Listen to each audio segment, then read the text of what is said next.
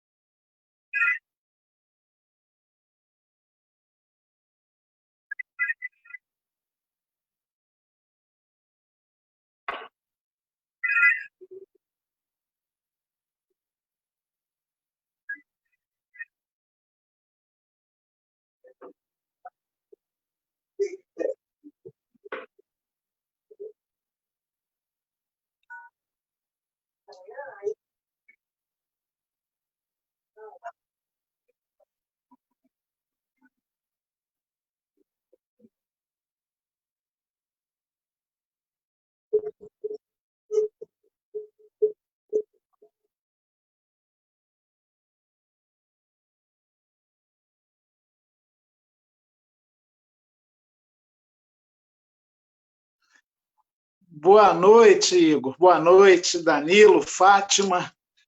É um prazer estar conversando com vocês. Hoje já é o terceiro ao vivo que eu faço. A turma na quarentena está gostando desse papo, o que é bom, é prático, mas não tem algo essencial, que é o calor humano. Imagina os namorados amanhã, no Dia dos Namorados, só trocando mensagens, mandando música para cá, beijinho para lá, mas por essa forma, sempre é fria, mas é possível, né? Para a gente sobreviver a esse espanto, a esse ineditismo, a essa tragédia jamais vista como essa. Conseguiu paralisar a máquina do mundo capitalista mais do que qualquer ímpeto revolucionário, né? Um vírus microscópico, sendo que no Brasil tem as peculiaridades negativas. É considerado o pior governo do mundo no enfrentamento à pandemia, e hoje, agora, nós estamos chegando, pelos números oficiais, que eles tanto tentaram ocultar de maneira criminosa, a 41 mil vítimas, famílias enlutadas, destroçadas. Isso é muito doloroso, né? Mas, enquanto estamos vivos, sobrevivendo, vamos conversar sobre os caminhos da vida. E um forte movimento contra a real escalada neofascista. Eu, como historiador, tenho muito cuidado para usar determinados termos, mas já dá para falar de um neofascismo no Brasil. E há uma escalada.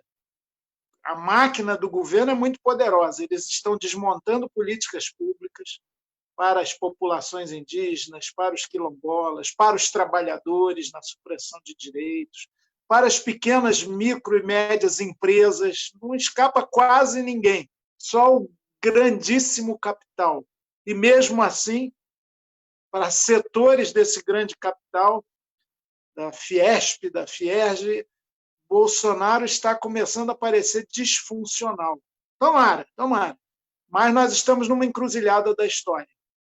E é um momento muito difícil. Eu espero que a gente aqui nessa horinha da noite consiga trazer luzes nesse tempo sombrio, nessas esquinas aí perigosas da história. Vivemos sobre a era da incerteza, né? Há uma incerteza estrutural no Brasil e no mundo. Mas podem acontecer coisas boas também, ainda esse ano. Por exemplo, se o Trump perde, o ideal seria para o Bernie Sanders, né? Mas, se não é possível, vamos de Biden mesmo. Enfim, no Brasil, né? Em Macaé, e o Rio de Janeiro, e, enfim, temos caminhos aí desvendar e prosseguir. Muito prazer, vamos juntos. Beleza, Igor? Bem, meu camarada, Fátima, Chico, muita alegria de estar aqui, por estar com os amigos mesmo à distância, com os companheiros de luta, aqueles que estão prontos para o combate, mas também que sofrem esse enfrentamento do momento difícil aí da nossa história nacional, pela questão da saúde pública, da pandemia, do tratamento inadequado do governo federal, mas também pelo que a gente vem sofrendo, como é a motivação principal desse encontro de hoje, o que aconteceu com a nossa companheira aí, guerreira, grande referência, inclusive, da cultura de outras lutas aqui da cidade, que é a Fátima Amaro. Então, dizer, Fátima, que a gente está junto, a gente está aqui para colocar a cara, para se solidarizar e, mais do que tudo, mostrar, principalmente para os intimidadores, e aí daqui a pouco eu conto uma parte, até falei com o Igor essa semana do que aconteceu comigo, mais do que um enfrentamento físico, que talvez seja o que eles queiram, é para dizer para eles que a gente está aqui para passar a mensagem de amor e tentar convencê-los de que esse não é o melhor caminho para a história, mas que também a gente não vai se intimidar com truculência e ameaças e gritos e juntar montinho para tentar fazer com que a gente demova dos nossos princípios aí, da nossa militância. Então, estamos juntos, que hoje seja, né, Igor, uma live de várias, a gente tem aí muita coisa aí para estar discutindo com a sociedade macaense, para estar construindo caminhos, claro, com aquelas pessoas que pensam que pode ser diferente do que essa proposta que hoje parece majoritária, vindo do poder do governo federal, mas que não é a essência do brasileiro, não é a essência do macaense, que a gente tem muita alternativa política, social e de construção coletiva para estar apresentando aí para todos e todas.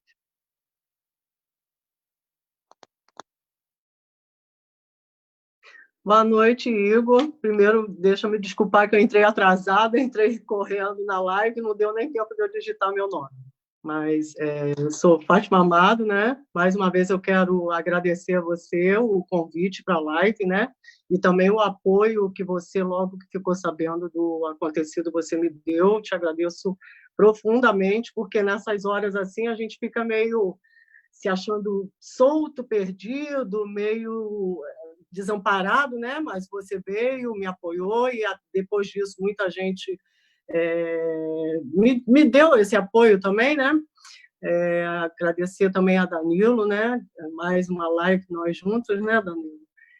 Espero que seja tão boa quanto foi a nossa primeira, e dizer assim da honra, do prazer e do nervosismo de estar na mesma live que Chico Alencar, né? Então eu fico meio assim, vocês desculpem se eu gaguejar, se esquecer alguma palavra, mas realmente eu estou muito emocionada e muito agradecida.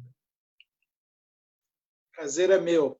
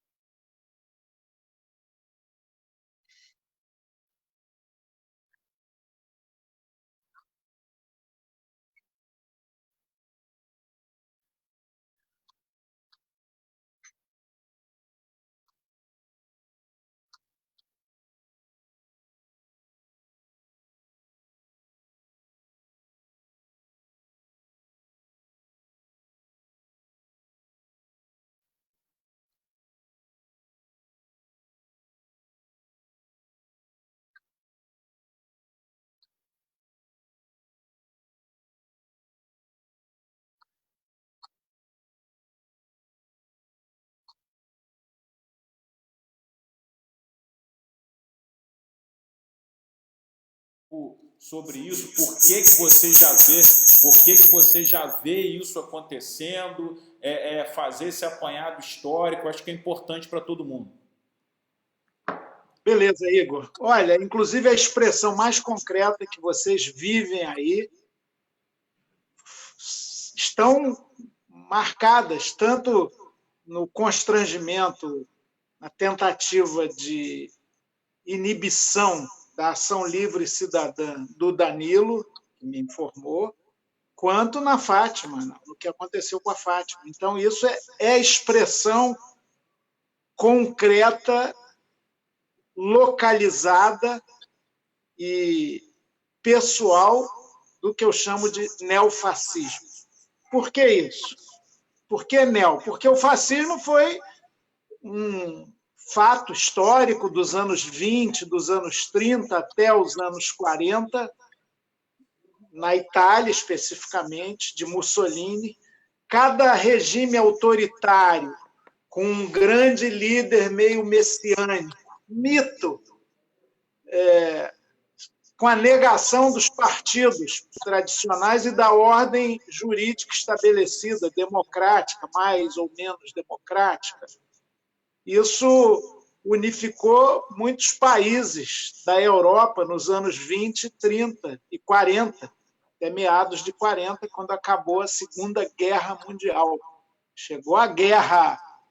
É bom lembrar que o Führer da Alemanha, Terceiro Reich, o integralismo em Portugal, com Oliveira Salazar, no final dos anos 30, vitoriosos na Guerra Civil, o franquismo na Espanha e o Duce, Benito Mussolini, na Itália, constituem um quadro histórico determinado. Mas o Umberto Eco, escritor, falecido há pouco tempo, italiano, ele escreveu um livrinho pequeno, não tem 70 páginas, a partir de uma palestra que ele fez, chamado Fascismo Eterno. E ali ele coloca 14 características dos regimes fascistas e da sua replicação no mundo de hoje. E essas estão presentes. O líder carismático que vai redimir tudo e todos, independente das suas qualidades intelectuais. O nosso aqui não tem nenhuma, e eu falo isso porque convivi com ele desde vereador. O aprendiz de Benito Mussolini, de Adolf Hitler, de Oliveira Salazar, ou do generalíssimo Francisco Franco no Brasil hoje, é Jair Messias Bolsonaro. Mas ele não tem um estofo intelectual, um estudo, nenhum desses horrorosos líderes de movimentos já superados, que causaram não só dramas e prejuízos às suas nações, como as levaram à guerra, na qual foram derrotados, em ampla aliança, é outro tema do momento. Mas eles estimularam, e aí eu falo da Fátima e do Danilo, quer dizer, encarno isso no aqui e agora de Macaé, inclusive, eles estimulavam sempre hordas, grupos que agiam inspirados pelo seu grande condottiere, pelo seu grande líder, para inibir, amedrontar, intimidar os adversários, os oponentes, porque eles têm uma visão única e dogmática, uma visão fechada, não convivem com a diferença e com a diversidade, nem no campo dos costumes, nem no campo da cultura. Eles têm aquele símbolo fechado que foi dos integralistas no Brasil, que tentavam imitar lá o nazifascismo da Europa, na mesma época aqui, do Plínio Salgado. O Brasil, é bom lembrar, foi o país que mais organizou células de partido nazista na América do Sul, não sei se vocês sabem disso. E hoje em dia esses grupos ainda existem. E estão agora se sentindo no poder federal, estimulados pelo presidente da República. Hoje mesmo aconteceu aqui no Rio um episódio de forte simbolismo nessa direção. Uma ONG Rio de Paz, que trabalha mais com performance, com o visual, com atos assim, não de massa, são poucos, eu convivi muito com eles lá em Brasília, volta e meia eles faziam coisas em frente ao Congresso Nacional, naqueles imensos gramados de lá, em geral com boas causas. E eles começaram a botar cruzes para simbolizar a tragédia da pandemia no Brasil, especialmente por causa do descaso do governo federal. Pois chegou lá um senhor, me lembrou muito na fisionomia o ex-general Figueiredo, o último presidente da ditadura, misturado com o Newton Cruz, que era general também, completamente arrogante e violento daquele tempo, mas esse senhor começou a arrancar as cruzes, e lá estava, inclusive, uma pessoa que tinha perdido um filho de 25 anos para a Covid-19, e essa pessoa foi e recolocou tudo que ele arrancava, e ele ficou vociferando lá. Não houve nenhum tumulto maior, mas isso revela a arrogância dessas pessoas que se julgam elas próprias a lei e a ordem. Não por acaso o Bolsonaro, numa das suas atrocidades verbais, falou há pouco tempo: eu sou a Constituição. L'État c'est moi, né? Luís XIV. Mas, enfim, nós estamos numa conjuntura muito adversa porque tem esse paradoxo. Através da democracia eleitoral, que não é toda democracia, sem igualdade econômica mínima não haverá democracia em lugar nenhum do mundo. Mas, ainda assim, a gente que batalhou, minha geração, com amigos presos, sumidos assim para nunca mais, pela democracia eleitoral, o pluripartidarismo, eleições limpas, né? Não com abuso nem de poder econômico, nem de fake news, que tem a ver com poder econômico também, a gente vê que, através das eleições, a gente coloca no poder uma extrema-direita completamente contrária aos ritos da democracia, truculenta, abusiva, violenta, estimuladora de grupos que agridem, que no tempo da ditadura eles fechavam, invadiam teatros, né? Agrediram os artistas da peça Roda Viva. Esse tempo está guardado aqui, vivo na minha memória, porque eu já era um jovenzinho e vivi tudo isso, né? Eu mesmo fui expulso do colégio de aplicação, quer dizer, não é só o presidente da República, na época os ditadores generais, mas agora o Bolsonaro, que faz as coisas, ele é um estímulo, um aval, um ânimo para que esses grupos neofascistas minoritários, é bom que se lembre, hajam para nos intimidar, para nos colocar emparedados. E a gente não pode aceitar. É duro, é difícil, é claro que é, mas a gente tem que enfrentar tudo isso. Então, o neofascismo está aí. Quando, numa reunião ministerial, e aquela foi muito emblemática, gravada, exibida para o país inteiro, uma reunião do alto escalão, de baixíssimo calão. Mas quando a gente vê ministros falando aproveitar a pandemia para passar a boiada da desregulamentação ambiental, e o resultado efetivo está aí. Nunca houve tanta devastação da Amazônia do que nos últimos 2 anos. E já pegou boa parte do período Bolsonaro. Os desmatadores e os matadores de índios e pobres estão se sentindo com licença para matar. O Bolsonaro passou o tempo todo falando do armamentismo, né? E, dito e feito, de janeiro a maio desse ano, já na pandemia, a venda de munições no varejo cresceu 98% no Brasil em relação ao mesmo período do mês passado, do ano passado. E esse armamento não é para a população em geral, isso é uma falácia. Vai para os grupos de sustentação da escalada neofascista, como as milícias. É uma festa para elas, essa liberação geral das armas, que é um projeto do governo pelo qual o presidente vociferou, xingando, que queria que acontecesse.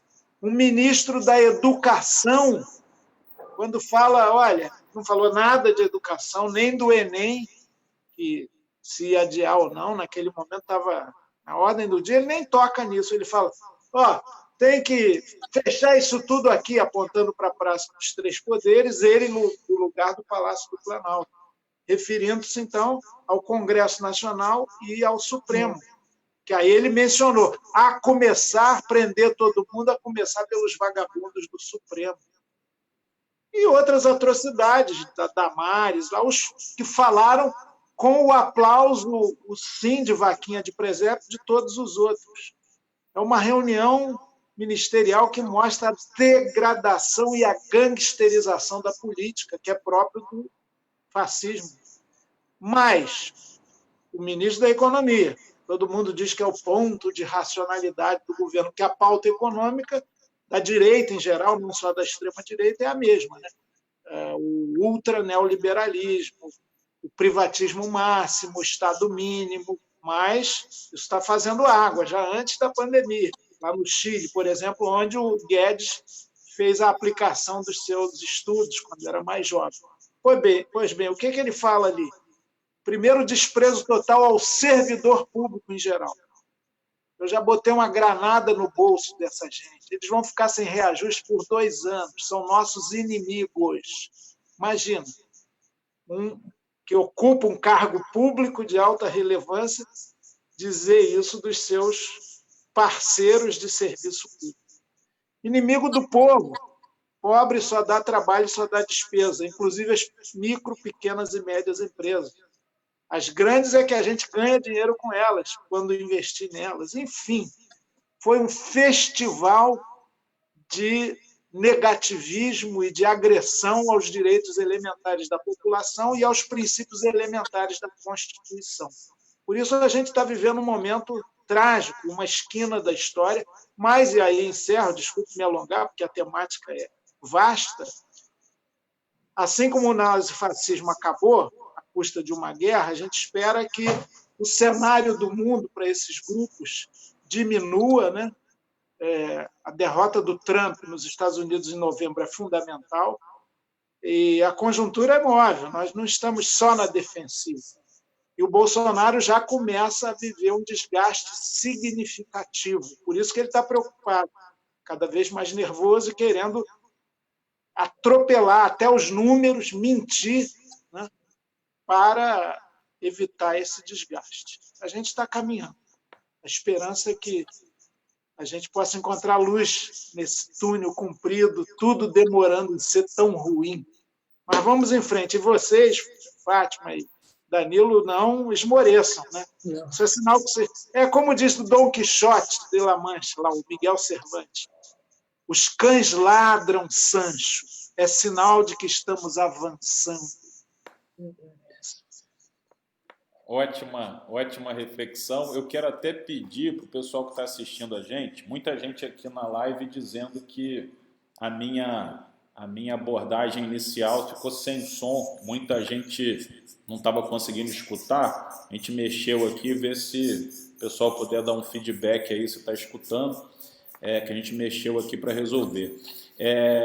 Chico abordou essa tal reunião ministerial, que realmente essa parte teve um momento onde o Bolsonaro ele coloca a sua contrariedade com os governadores executando políticas diferentes da sua predileção. Ele, em ato contínuo, ele muda para a pauta da questão da cobrança de um pseudo-decreto que tinha do armamentismo, que tinha que liberar mais a questão das munições, o que guarda uma relação direta dessa questão de formação de grupos paramilitares mesmo, armados, como contraponto aos poderes.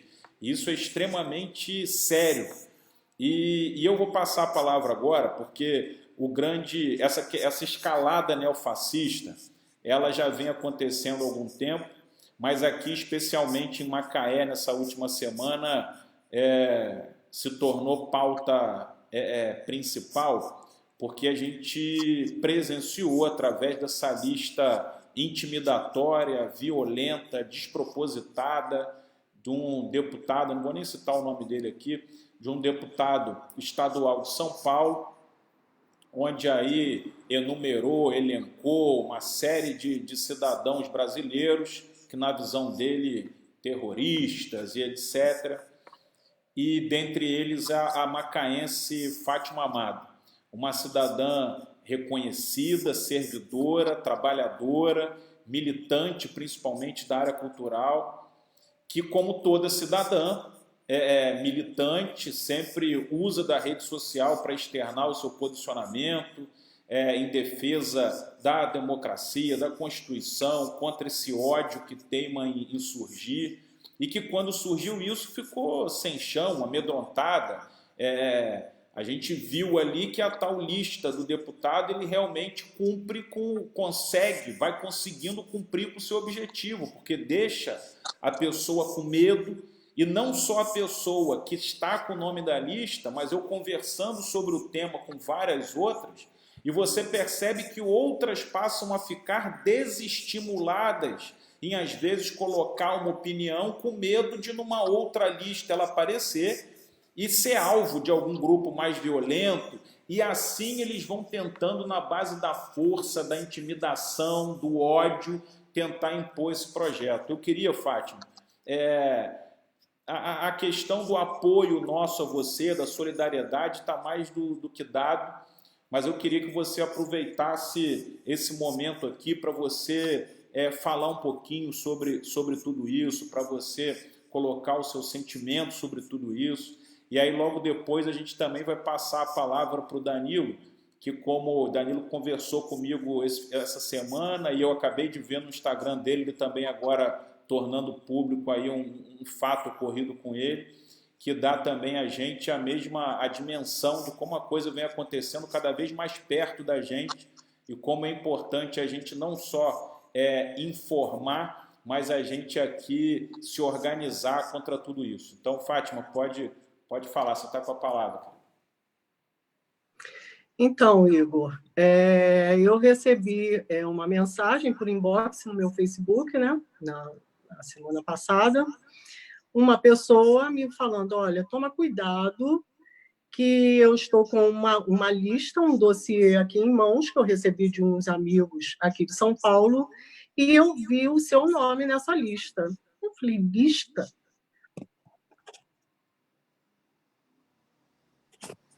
Opa, voltei. Falei, lista? Não tô... Qual lista? Como assim? Ela, bom, é um dossiê que um deputado aqui de São Paulo pediu ajuda aos seus seguidores nas redes sociais, um dossiê de pessoas que, vamos dizer assim, terroristas, que participaram de uma manifestação em São Paulo, até mesmo com a torcida do Corinthians, enfim, e está lá, seu nome, fotos, dados pessoais. Falei, gente, não é possível. Ela falou, olha, me manda seu e-mail, porque são 999 páginas, e eu vou mandar para o seu e-mail.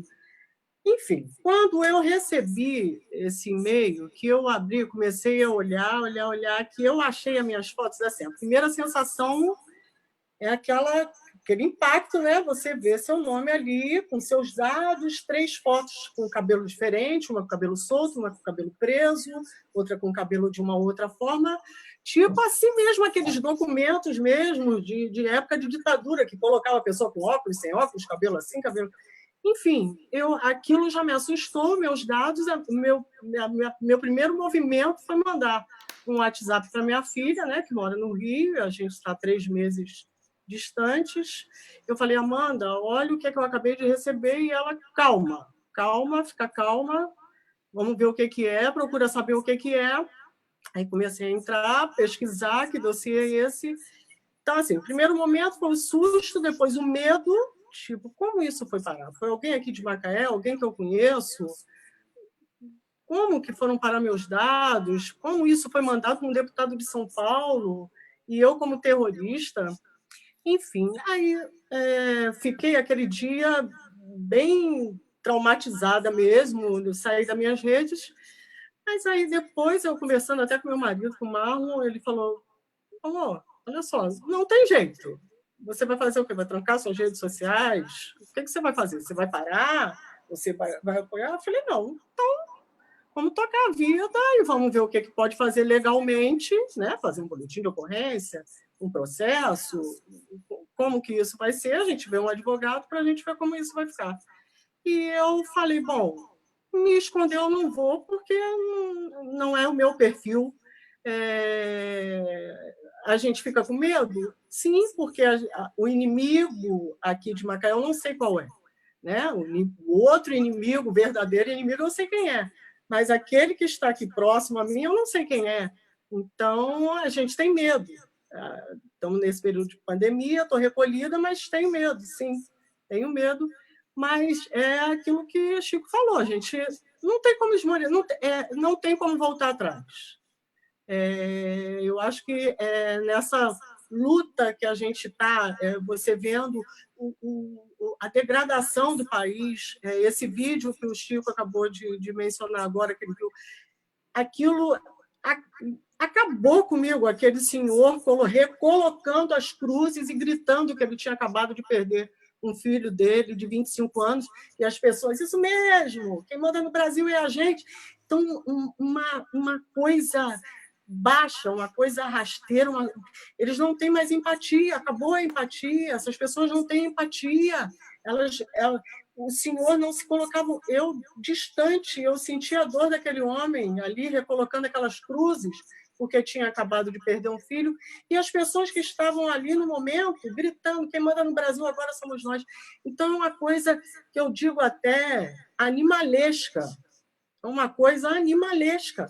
Você está refém de grupos, Igor sabe, Danilo também, que ano passado entraram no meu colégio, um pré-candidato a prefeito aqui da cidade, de extrema-direita, entrou no meu colégio, filmando o diretor do meu colégio, dizendo que ele recebeu denúncias, que até hoje ele não mostrou que denúncias foram essas, que o diretor tinha ideologias de esquerdas, ideologias petistas, e que estava passando isso para os alunos. Uma situação, filmou, postou nas redes sociais dele, e a coisa fica por isso mesmo, e você se sente perdido, ele se sentiu perdido, aí nós fizemos com ele o que vocês fizeram comigo, que é o que a gente pode fazer, dar apoio, mas você fica meio sem chão, meio sem solução, fica achando que não tem solução, na verdade, né? Mas é aquilo, eu estou continuando, a gente está vendo com o advogado como é que a gente vai fazer esse processo de se vai processar, se vai fazer só um boletim de ocorrência, ou as duas coisas, até mesmo para me resguardar, né? Me preservar de algo que possa vir a ocorrer, que graças a Deus ainda não. Mas é isso, seguir em frente e continuar tentando fazer com que as pessoas enxerguem alguma coisa. É difícil, tem pessoas que já estão se conscientizando, muitos dessa direita que nós temos aqui em Macaé, que é meio extremista, já me chamaram no inbox, Fátima, a gente não concorda com isso que fizeram com você, e outros até mesmo nos meus perfis, dando um apoio, você sente, mas mesmo assim é muito difícil. É muito difícil, a gente se sente refém do medo que a gente sente, mas não pode demonstrar também esse medo, porque aí o seu inimigo te vence, né? Se ele quebrar o que você tem dentro de você, acabou. Você não, tudo que você lutou, tudo que você viveu, tudo que você passou para os seus filhos, aquilo não faz mais sentido se você parar. Então, é isso, é continuar e rezando para tudo isso passar rápido. Ô, Fátima, tenha certeza que o seu posicionamento e a sua coragem é combustível e fator que estimula todo mundo que quer contribuir com um pouco mais de justiça, de normalidade, de humanidade. O teu posicionamento está fazendo com que cada vez mais pessoas saiam do sofá e tentam contribuir de alguma forma contra tudo isso. Então, você tem a nossa solidariedade, mas saiba que hoje você passa a ser também referência para muita gente através exatamente dessa postura que você está tendo. Então, solidariedade e força. Dizer que, só para te informar, nós na última reunião do Diretório Estadual do Partido dos Trabalhadores, a gente não só aprovou uma moção, mas a gente de apoio nominalmente a você como uma das cidadãs fluminenses, mas também repudiando o fato ocorrido com todas as outras pessoas, nos colocando já como polo aglutinador de forças para frear o projeto de lei que agora tramita também na Câmara dos Deputados, de autoria de 3 deputados fluminenses do Rio de Janeiro, do PSL, que numa atitude coordenada com esse dossiê, tenta lá aprovar em Brasília uma lei que classifica militantes antifascistas como terroristas. E que a gente começa já a se organizar para barrar isso, e que também o Partido dos Trabalhadores já acionou o STF no sentido de pedir proteção a todas as pessoas que estão inseridas dentro desse dossiê, que foram expostas com esse dossiê intimidatório. Então, te manter informado também no desenrolar de tudo isso, e a gente vai manter contato com certeza. O Danilo, além de comentar tudo isso, meu irmão, fica à vontade também para contar o que aconteceu contigo, que é outra aberração também. Segue essa mesma linha aí de ódio, de intolerância, e as pessoas elas têm que ter a clareza, a certeza que o seguinte, você pode ser de direita. Ser de direita não é igual ser fascista, não, gente. Você pode ser de direita, mas ser democrático. Você zelar pela democracia. Então, por isso, quando a gente fala de uma frente, de juntar todo mundo, é porque você pode, sim, ser de esquerda, ser de direita, mas você querer uma democracia imperando. E eu queria te dar a palavra aí, Danilo. Fica à vontade. Beleza, Igor. Obrigado aí para poder também desabafar e dividir ao vivo o que aconteceu, né? Você falou aí do vídeo que eu apresentei agora há pouco, eu fiquei ainda relutando, vale a pena a gente acirrar, apresentar o que aconteceu, mas a gente que já tem um histórico, já foi pessoa pública, também tem uma responsabilidade em relação aos nossos posicionamentos políticos e o que acontece com a gente. Temos o ônus dessa superexposição, claro, de certa forma aí, podemos falar que também não o bônus, já que a gente tem a oportunidade de ser mais ouvido e ser um formador de opinião. A gente que é um militante político nesse sentido, tem que se sentir lisonjeado pela oportunidade que a democracia, a população deu para a gente. E aí eu vi o relato da Fátima, que eu já tinha lido e tal, saber os detalhes, assim, eu entendo o que ela passou, porque de fato, além de incomodar, assustar, faz com que a gente reflita e no primeiro momento até chegue a pensar, caramba, o que está havendo com a humanidade, né? Que surto coletivo, que doideira é essa que está acontecendo em massa. Aí Chico lembrou muito bem aí da gente ver uma reunião ministerial em que vê um monte de aparente aberrações, porque a partir do momento que é falado, institucionalizado, tem o vídeo oficial apresentado por um agente político que foi o Moro, que interferiu na eleição, que agora também rompe com esse processo. E, Chico, disseram até que está na lista dos comunistas agora, porque só vai aumentando essa lista, né? Então, e aí a gente vê, caramba, o que está acontecendo, que contexto é esse? E aí, humildemente, para contribuir com um fato, né, concreto, que atinge a gente objetivamente, em Macaé, infelizmente, aconteceu um fato, um acontecimento de enfrentamento com pessoas que até então eu não imaginava que poderiam ser adeptos dessas práticas neofascistas. Eu faço uma gravação 2 vezes por semana de vídeo e tal, para estar oxigenando minhas redes sociais. E aí, ao entrar no estabelecimento comercial, encontrei 3 pessoas que estavam sem máscaras, bebendo, que não tem nenhum problema também, eu bebo, não tem nenhum preconceito. Dos problemas, esse era o menor. E aí, ao entrar, cumprimentei todos eles, ainda lembro do momento que eu estava de máscara, fiz ainda o cotovelozinho, e aí, pessoal, tudo bem e tal? Sendo simpático, um deles eu conhecia, foi militante do PT quando mais jovem comigo, e hoje está num partido de direita, aí, não sei qual posicionamento, já foi o assessor de um deputado aí. Eu entrei, fiz minhas compras. Quando eu estou saindo, uma pessoa que eu reconheço de vista, mas confesso que eu não sei o nome, não é uma pessoa do meu convívio, ao estar encaminhando para o carro entrar, começou, ei, me chamou e falou, ó, seu esquerdista, seu abortista, seu maconheiro, seu anticristão, apontou a arma para mim, pá, pá, pá, pá, pá, aqui é Bolsonaro.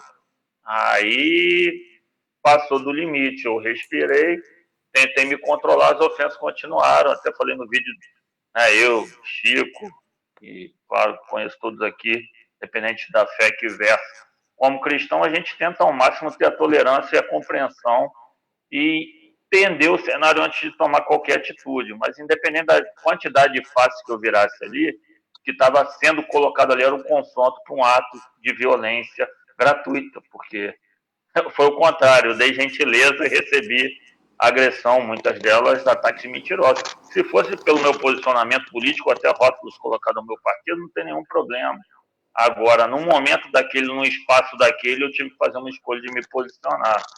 E o interessante daquilo tudo, que eu nunca fui uma pessoa de confronto, né, físico, mas sempre de muito posicionamento político, sempre tive muito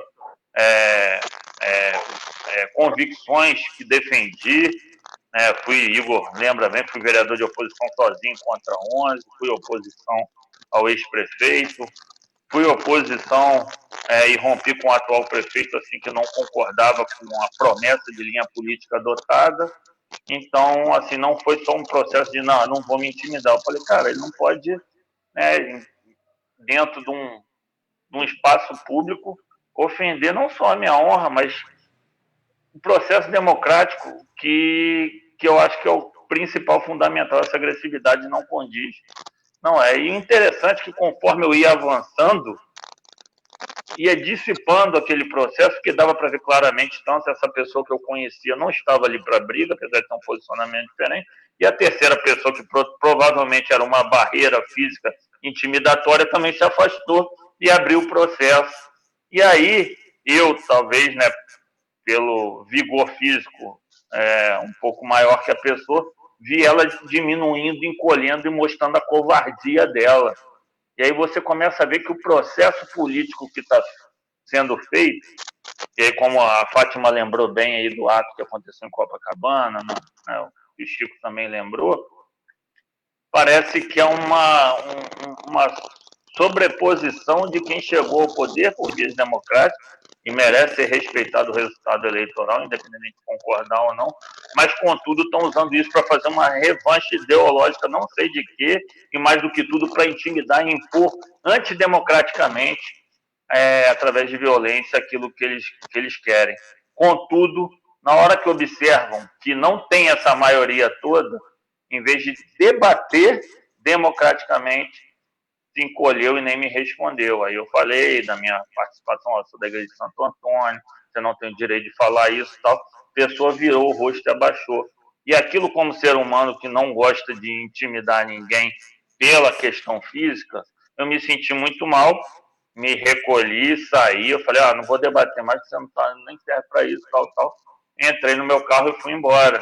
Fiquei em frente ao estúdio onde eu gravo, né, 25 minutos chorando porque isso não é da minha índole. Eu não tenho medo de fazer qualquer enfrentamento político com qualquer número de pessoas em qualquer ambiente, não achando que eu sou melhor, nem mais corajoso, nem mais um homem de maior capacidade de enfrentamento que qualquer um. Contudo, é lamentável que a gente chegue via processo democrático nesses momentos de enfrentamento, nesses processos. Então, aquilo ali foi muito interessante para demarcar, para dizer para Macaé, né? Por isso que eu resolvi divulgar aqui. Infelizmente, assim como a Fátima, caramba, chegou perto da gente sem a gente nem esperar. Fátima ia imaginar que ia sair de uma lista de um deputado de São Paulo. Que loucura é essa? Como que eu ia imaginar com pessoas que eu transito bem, cumprimento, falo com todo mundo, independente do posicionamento político, já estive no processo de poder, hoje estou fora, sou bancário, sou operador do direito, militante social, e aí as pessoas, né, se empoderando, não sei de que, assim, no direito de agredir os outros. Mas aí, dentro desse processo todo, eu acho que depois de tudo passado, a gente refletindo, eu saio assim um pouco, não orgulhoso, mas satisfeito da postura que eu tive de não ter ido além. Porque eu lembro, nos momentos antes do confronto, que eu cheguei mais perto dele, fazia muito tempo que eu não acerrava a mão, o punho. Eu falei, caramba, eu vou entrar num confronto físico por uma coisa que eu mais prezo, que talvez seja a minha vocação, que é o processo político, que só consegui ascender que eu não sou de família abastada, família, né, influente na cidade. Consegui entrar por via democrática num processo político para defender a causa que eu acredito de que eu mais preciso, e eu aí ia perder minha razão, e aí eu ia ter sido vencido pelo fascismo. Só considero que a gente não pode recuar, né, Fábio? Né, Chico? A gente não pode diminuir o tom. Só que a gente tem que testar, desenvolver ao máximo o nosso processo, nossa capacidade política, democrática, nossos princípios, sejam cristãos, sejam de solidariedade, de caridade, e começar a convencer aqueles que votaram não querendo isso, porque a minoria deles está se demonstrando o radicalismo irresponsável que quer ter um golpe militar, quer se impor através da força, não vai imperar, porque isso não tem a ver com brasileiro, não tem a ver com macaense, e como Fátima falou, nem a pessoal de direita, que Igor lembrou bem, todo mundo tem o direito, inclusive, de discordar. Eu estou acostumado a ser minoria, eu não tenho nenhum problema com isso. Em todos os ambientes, normalmente, que eu defendo, eu estou do lado da minoria. Agora, as pessoas não podem, via violência, se impor, porque a democracia não tem nada a ver com isso. E aí, para concluir, eu lembro quando tiveram os primeiros protestos aí, logo que o governo Bolsonaro assumiu, eu, como representante do pessoal, fui escolhido para fazer a fala em frente à prefeitura, no trio elétrico, um monte de estudantes, teve uma caminhada bem longa aí, teve ato na cidade universitária. E aí a gente foi lá e teve a oportunidade de falar. Eu falei, pô, aquele momento é interessante, né? A direita, que a gente que está no meio político já viu os traços do neofascismo, mas né, um otimista inveterado que eu sou, preferia acreditar que o resultado democrático era legítimo e que o bom senso ia prevalecer. Eu falei, a gente tem que iniciar o processo de conscientização contrária para o próximo momento.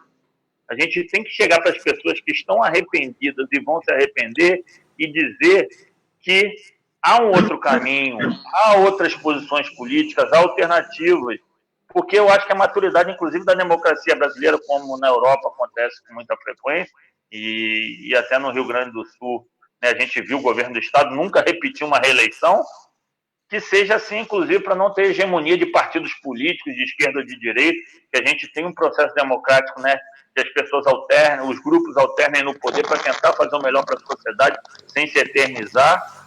E fiz o discurso nesse sentido, pedindo, nós estudantes estamos sendo atacados aqui no nosso direito essencial, que é o direito à educação. Contudo, teve um resultado legítimo político eleitoral que tem que ser respeitado. Mas a partir de agora, a gente já está vendo que não era o projeto que muita gente votou e acreditou. A gente tem que chegar para o seu pai, para sua mãe, para sua avó, para o seu irmão, para aquela pessoa que às vezes votou por revolta contra um partido político que estava há um tempo no poder, para mostrar que via diálogo há outros caminhos. Então é a mensagem que eu acho que tem que ser colocada agora. A gente tem que exercitar a nossa capacidade de diálogo, de convencimento, né? Não tenhamos medo também dos rótulos políticos que sejam colocados na gente. Vamos fazer um enfrentamento e, claro, acho, até pela fé que eu tenho e acredito, que o amor vai sempre vencer e imperar, e apesar de às vezes intimidar, a gente parar e chorar, não tem como, né, o fascismo, o medo, o terror vencer, não. A mensagem da vida é de esperança e é da gente vencer. Então, Fátima, vamos para dentro, Chico, Igor, vamos fazer da forma que a gente sabe fazer, vamos dar amor quando eles vierem com violência. Danilo, e pegando um gancho do que você falou, eu assim, o recado que eu deixo para muita gente que nas últimas eleições votou nesse projeto acreditando que tudo que era claro que já vinha sendo dito, muita gente acreditou que aquilo ali vinha de uma bravata e que quando aquilo ali se tornasse um projeto vencedor, que as instituições iam moldar e impor limites àquele excesso de bravata que já era conhecido na campanha e na história do, na época, candidato, deputado, etc. Mas fica muito claro que aquilo ali de bravata não tem nada, que os objetivos são nefastos, perigosos e que as pessoas não têm problema nenhum em reconhecer isso, e que nós aqui não estamos também querendo ficar apontando dedos também nesse momento para ficar dando lição de moral a ninguém. O que a gente quer é produzir uma maioria, uma consciência de que não vale a pena colocarmos tanta luta, principalmente a geração do Chico, como ele bem colocou, como que foi penoso, como que foi duro para muita gente conquistar a reabertura democrática e como é lamentável algumas pessoas flertarem ou desejarem o retorno disso, como que é lamentável algumas pessoas conclamarem um autogolpe de Bolsonaro para que ele mesmo, presidente, dê um golpe, mas fechando o Congresso, fechando o STF, enfim. Então, acredito que hoje aqui, cada um de nós aqui com as nossas palavras, dando seus testemunhos, fazendo suas reflexões, a gente está contribuindo para essa conscientização, para essa retomada de consciência. Eu vou fazer aqui uma leitura muita gente está aqui deixando mensagem, fazer aqui uma leitura de algumas delas, muita gente dando saudação ao Chico, participando com a gente, professor Paulo Henrique Dantas, cheguei a tempo, prazer, ver a nossa galera de Macaé na companhia do mestre Chico Alencar, Márcia Cláudia, boa noite a todos, grande Chico, que falta que você faz lá, mas não abandona a gente não, Saraiva Júnior, excelente encontro, toda solidariedade a Fátima Amado. Vamos lá. Aí entrou na fase o pessoal falando que não estava me escutando. Vamos lá. Calma aí. Fátima, amiga de faculdade, tudo de bom, minha solidariedade. Vamos lá. Kleber Fraga, boa noite, minha irmã Fátima Amado, Igor Danilo e professor Chico Alencar, excelente debate. Márcio Braga, Danilo, Igor, Fátima e Chico, boa noite a todos. Susan Ferraz, são covardes, não mostram a cara, segue com sua firmeza guerreira que sempre foi e é. Boa noite, Danilo, Fátima, Igor e grande Chico. Fátima é guerreira, nós estamos com ela sempre. Vespa, meu beijo carinhoso na Fátima. Em 1920, Mussolini estava fazendo sua escalada, que levou milhões de italianos e pessoas de todo mundo à morte, quando a população caiu em si, ele inchou em praça pública, mas já era tarde, não passarão. Live de grande valor, parabéns, Igor, Chico Alencar, Danilo Funk e a amada Fátima.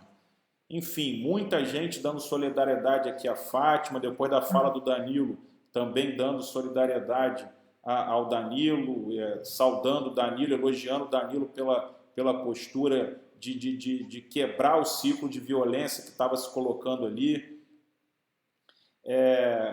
Andréia Lisboa tem uma pergunta para Igor e Danilo: como seria traçada uma frente majoritária democrática contra os movimentos autoritários que surgiram em Macaé? Quais as características dos bem-vindos neste grupo? Vou deixar o Danilo responder, eu complemento. Tinha alguma aqui que eu perdi também, que eu anotei, de alguém querendo fazer um comentário sobre o movimento do Ministério da Educação para colocar fim às eleições nas reitorias, pedindo para que o Chico Alencar fizesse um comentário. Tá aqui, o Intraub escolhendo reitores. Podem comentar? A pergunta da Flávia Dantas Cavalcante. Eu vou deixar o Chico comentar essa, e aí depois Danilo pode falar da frente, que eu também vou dar o meu posicionamento aqui. A gente já está para mais de 1 hora de live, aí a gente depois vai para o encerramento. Beleza. Então, já está tudo ok? Todos ouvindo? Sim. Em primeiríssimo lugar, ô Fátima, eu te invejo, viu? Eu queria estar nessa lista desse fucéfalo, Muitos me falaram isso. desse canalha, que está sendo muito questionado na Assembleia de São Paulo. Sim. E a reação foi nacional. Essa lista é típica de fascista, da ditadura. Eu, na minha juventude estudantil, tinha isso. E está fichado no DOPS. E depois, quando eu fui expulso do colégio de aplicação, ou depois, mais tarde ainda, já formado, quando eu fiz um concurso para professor do Estado e passei, eu tive que me submeter ao interrogatório no DOPS e vi que eles tinham lá uma ficha minha, o delegado temível Mauro Borges, tempo da ditadura, né? Anos 70. Ele lia coisas da minha vida pessoal detalhadas, a palestra que eu fiz com o Dom Adriano Hipólito em Nova Iguaçu, o que tinha na sala do Grêmio Estudantil que eu presidi no colégio de aplicação, foto de um menino Vietcong e um poema de não sei quem, enfim. Esse cara está querendo reeditar com a cabeça torta e torpe dele coisas da ditadura, mas isso não prospera. É claro que eu acho que ele deve ser pressionado de todas as formas democráticas. Fazer uma queixa sobre... Até abrir um processo contra ele por injúria, calúnia e difamação. Ora, de novo, repetir com mediocridade muito maior o Trump, que estou falando, ele que começou com essa história. Os antifascistas são terroristas. Isso é um descalabro, é um despropósito, é uma estupidez assim, que não passa pelo menor teste de inteligência elementar. Então, e já está, o Igor falou disso, o STF já está a par disso, e esse projeto dos deputados lá, ele não vai prosperar, sabe? Ele não vai... O Bolsonaro gostaria de sancionar, mas não vai chegar à sanção dele. Então, é claro, é ruim, é doloroso, é chato, mas isso vai passar. Pensa em quanta gente está do seu lado, inclusive gente que votou no Bolsonaro, porque eles estão, não sei se foi o Igor ou o Danilo que falaram, eles estão extremando demais, eles estão indo além da conta e perdendo base.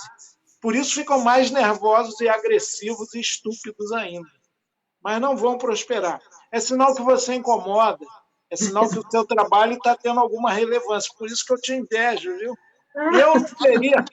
eu ia fazer um escarcéu danado, como eu fiz em outras situações, se alguém viesse com esse papo. E, Danilo, você agiu muito bem, viu? Eu também, embora muito mais fraquinho que você, né? Eu não ganho nenhum embate físico agora, né?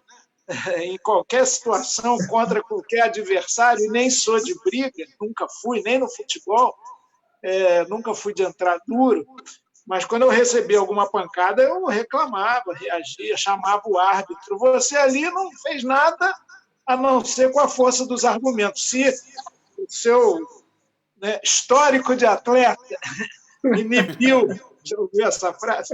Inibiu o irresponsável lá, foi ótimo.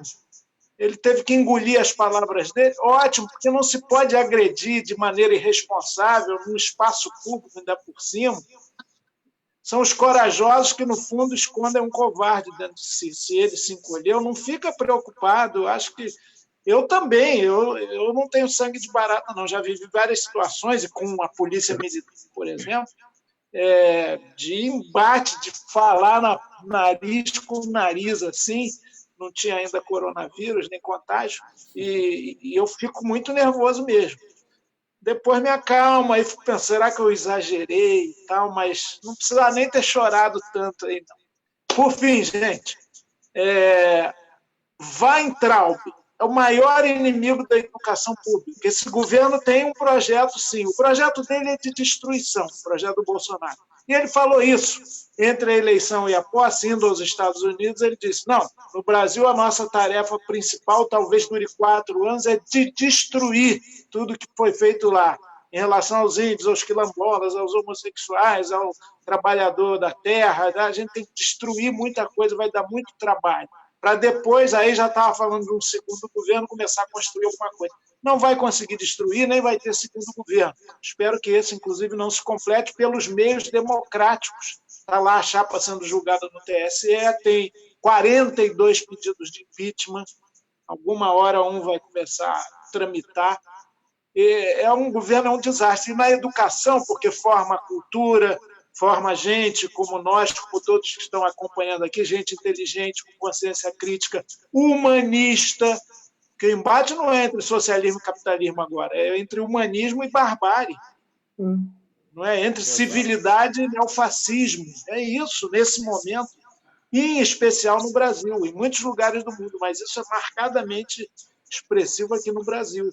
Então, eles querem destruir a educação. E o Van Traub, aproveitando a pandemia, a la Salles, contra o ambiente, ele edita uma medida provisória que diz que, no período da pandemia, mesmo universidades que tenham concluído o mandato de reitores não poderão fazer a eleição, que o Weintraub mesmo vai indicar. É um intervencionismo, é contra, inclusive, a autonomia universitária, é uma barbaridade, um atentado. Se a gente pudesse estar voltando às ruas em plenitude agora. E vai acontecer isso. Mais cedo ou mais tarde, as multidões vão estar na rua contra essa série de crimes contra a democracia, de crimes de responsabilidade, de atentados à Constituição.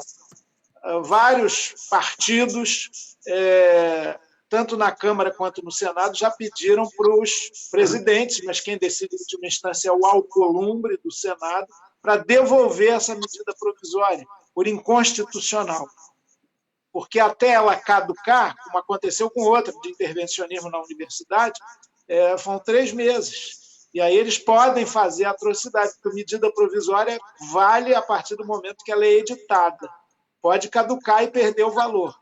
Mas a gente preferia, era muito mais correto que o Maia falasse com o Alcolumbre e devolvesse essa medida provisória por flagrantemente inconstitucional.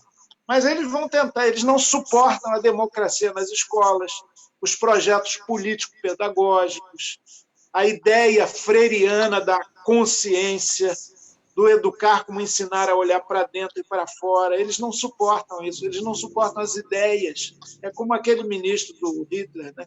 Acho que o Goebbels, a quem se atribuiu aquela frase, cultura, quando ouço essa palavra, dá vontade de sacar a minha arma.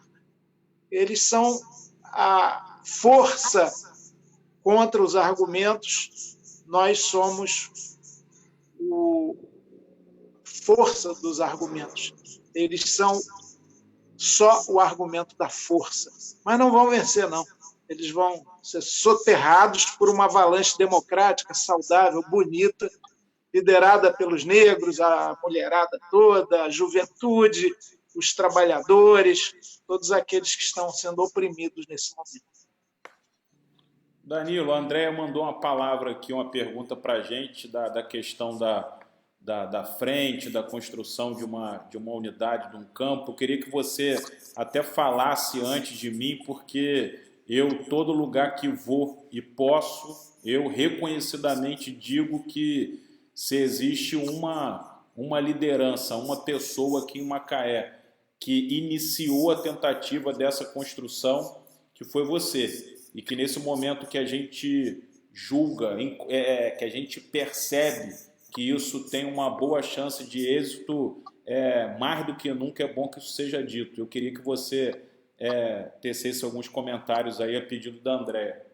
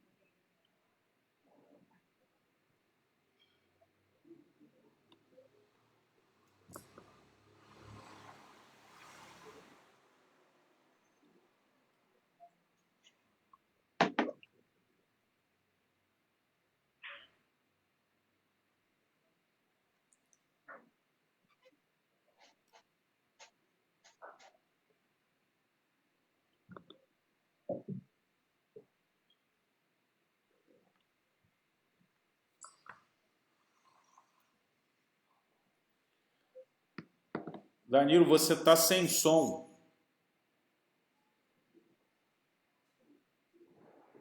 Deixa eu pegar aqui. Amor.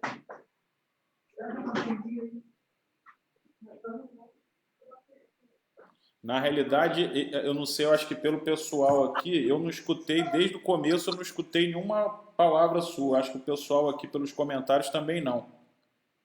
Não. Alô? Opa, voltou. Então, tirei o fone aqui. Começa do zero aí. Não vou falar onde eu comprei o fone, não, porque... Não é o original do celular.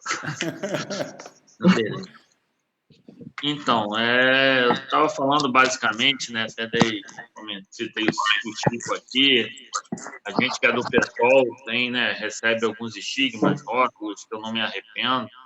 Né, a gente faz escolhas políticas e estou muito orgulhoso e satisfeito de estar no partido que eu estou, pela representação ideológica. Não quer dizer também a gente concorda democraticamente, internamente com tudo e com todos, a gente faz opções, tem confrontos e conflitos internos, mas no pessoal a gente tem um estigma aí que eu considero exagerado do extremismo de esquerda, tal, que é assim, impor ideologicamente.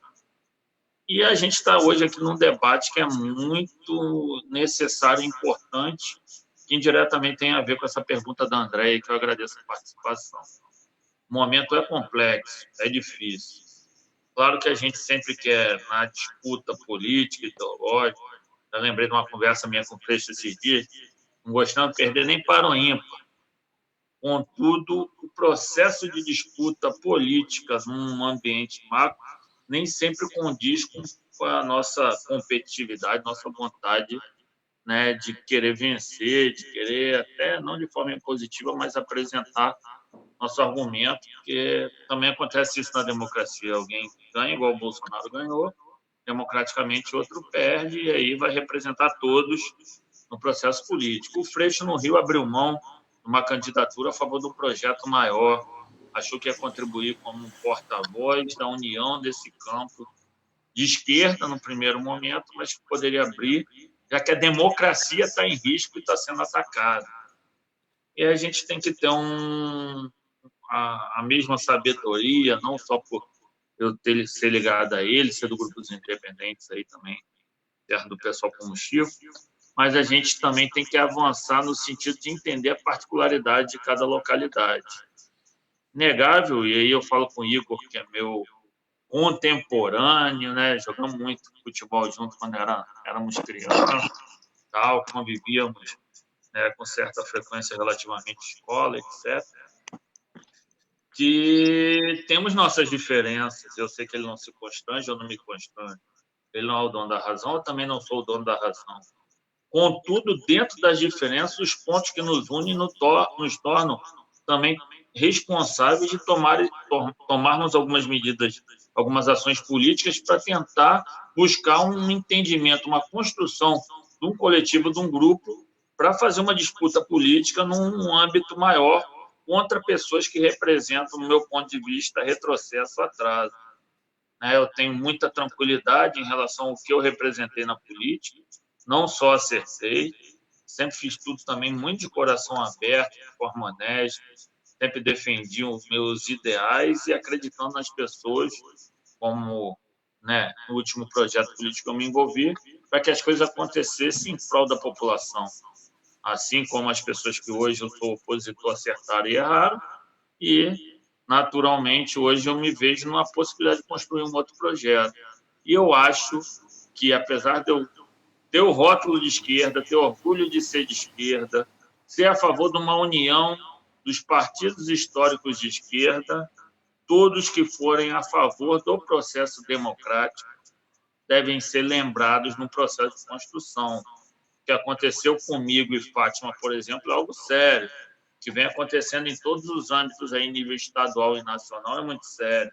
Tem negros sendo assassinados em comunidades do Rio de Janeiro, do Brasil afora, simplesmente porque são projetos, é um projeto, genocídio, não ter a distribuição de renda, não ter a evolução, a democratização do acesso à educação, não é à toa.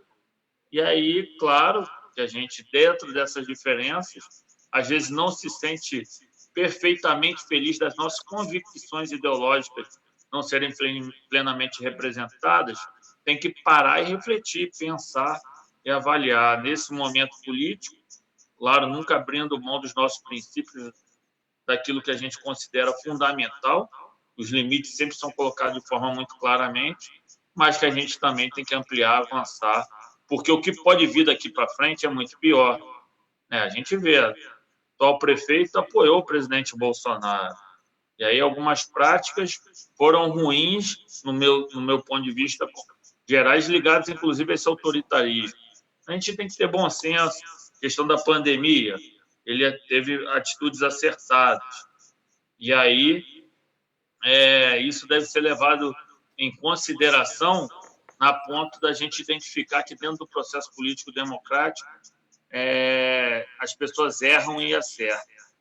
Então, o histórico de cada um sempre é levado em consideração, mas dentro da matriz ideológica que a gente acredita que seja a melhor para uma construção, a gente deve abrir um pouco mais a mão das nossas intolerâncias e pensar em construir um processo maior. Eu considero, e eu falo como agente político, eu sou a favor de uma aliança de esquerda. Cheguei a discursar em alguns momentos da ampliação do campo progressista. Tenho meus limites também, bem claro. Já passei isso para o Igor.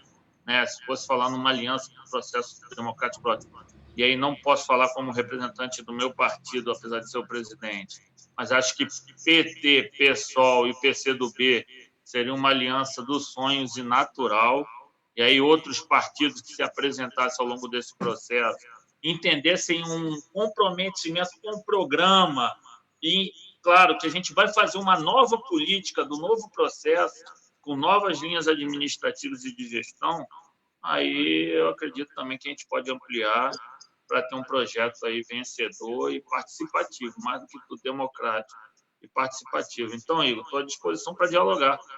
Eu acho que a gente está aqui para isso, amadurece também, aprende ao longo do processo e na humildade aí de querer acertar e não cometer os mesmos erros do passado, está à disposição aí para estar atendendo aí todas as demandas. E quando não tiver consenso, entendimento e for além do nosso limite, a gente também, de forma bem sincera e honesta, vai dizer não e vai tentar construir outros caminhos. Então, André, obrigado pela pergunta e vamos para dentro. Estamos aqui à disposição para botar nossa história, nosso nome, para contribuir, para construir, independente de ser candidato a qualquer coisa, não ser candidato, ser pré-candidato. Eu acho que a gente, quando vai por vocação, tem um comprometimento social e que é mais ajudar do que se promover. Eu queria, André, você que fez a pergunta, eu reafirmo, eu deixei o Danilo falar, porque hoje a gente está aí em meio, às vésperas do início de um processo eleitoral, de uma campanha, mas não é de hoje que o Danilo vem buscando cada ator, cada militante do campo progressista da cidade, na tentativa de construir um projeto em comum para todo mundo nesse ano eleitoral. E todos nós estamos muito motivados porque a gente vem enxergando um amadurecimento e um entendimento cada vez maior de cada partido, de cada liderança, de como é importante a gente, nesse momento, aqui em Macaé especificamente, a gente construir um projeto que reconecte a prefeitura com as parcelas mais pobres da população, que a gente construa aqui um programa que verdadeiramente enfrente essa desigualdade social, que se o Brasil é um dos países mais desiguais do mundo, a gente tem em Macaé, com certeza, uma das cidades mais desiguais dentro desse Brasil desigual, e do quanto a gente tem que transformar esse grande orçamento, essa grande receita que Macaé tem, em políticas que transformem a vida das pessoas, que reduzam esse fosso, que gere oportunidades, que faça com que a gente veja nascer um desenvolvimento econômico, que produza justiça e para além do petróleo e do gás, que diversifique a economia, enfim, tudo isso a gente vem conversando há muito tempo e a gente está muito animado porque as conversas vêm avançando e eu sempre digo que se hoje a gente está avançando é porque lá atrás Danilo fez um trabalho de formiguinha que ele procurou, que ele foi, que ele juntou ponta, que ele, enfim. Então ele tem uma parcela de sucesso muito importante em tudo isso que está acontecendo. Tem muita pergunta chegando, eu vou só pincelar uma aqui. O Cristiano Correia quer saber por que a gente na live a gente não vê crítica ao governo Aloysio. Será que isso não é importante para a esquerda?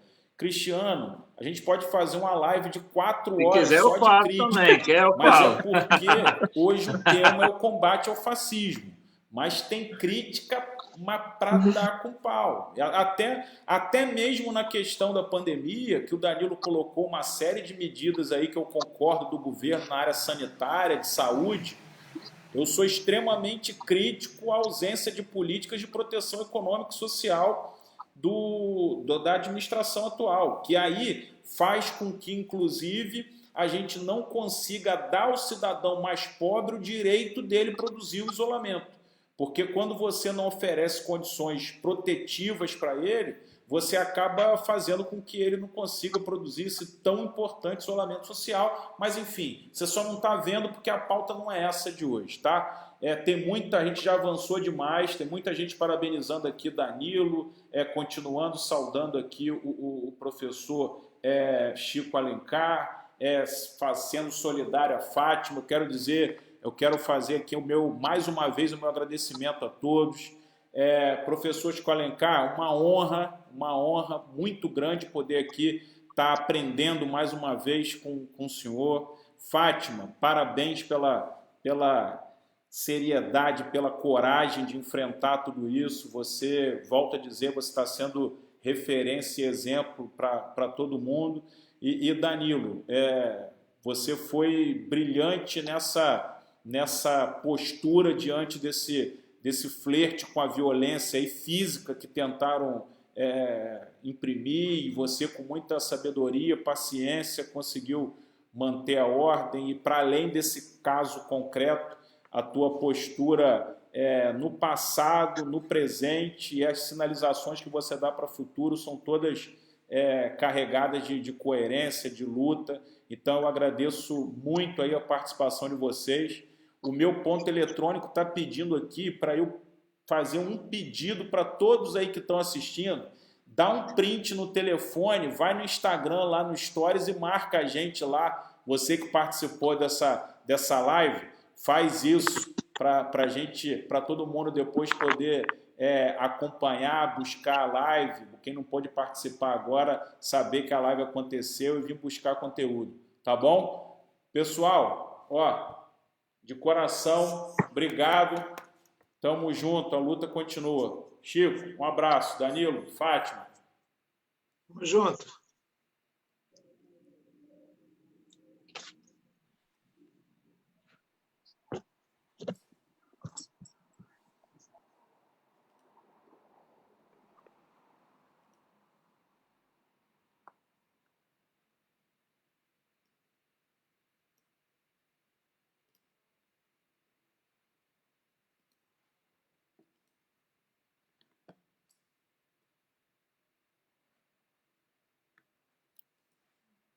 Tela.